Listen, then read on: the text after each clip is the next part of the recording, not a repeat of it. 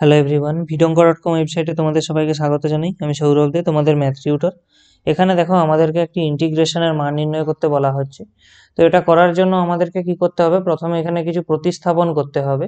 তো সেটার জন্য আমি কি করছি না, এই x e to the power x একে আমি প্রতিস্থাপন করছি টি দিয়ে।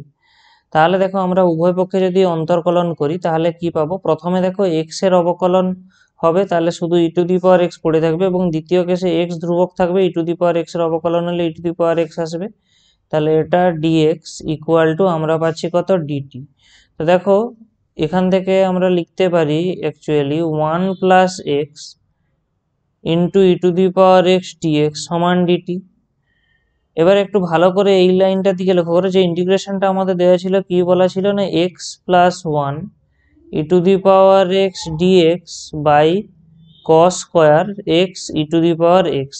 দেখো এখানে এই যে উপরের যে পুরো লবের যে অংশটা আছে x plus 1 into e to the power x dx, এটার ভ্যালু আমাদের প্রশ্ন অনুযায়ী দেওয়া আছে ডিটি।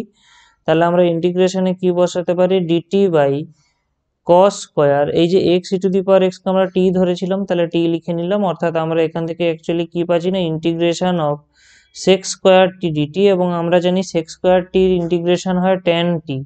তাহলে আমরা এখান থেকে লিখতে পারি ট্যান টি প্লাস সি, যেখানে অবশ্যই সি কি না, সি হলো একটি সমাকলন ধ্রুবক। সি হলো একটি সমাকলন ধ্রুবক।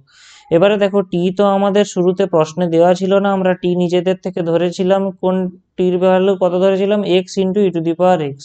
তাহলে এখানে টি এর জায়গায় ভ্যালুটা বসিয়ে দিই, তাহলে tan x e to the power x plus c, এটাই হবে এই ইন্টিগ্রেশন বা সমাকলনের উত্তর। ভিডঙ্গ.com ওয়েবসাইটে ম্যাথটি দেখার জন্য অসংখ্য ধন্যবাদ। এরকমই নানা প্রশ্ন তাদের সমাধানের জন্য আমাদের ওয়েবসাইটটি ভিজিট করো।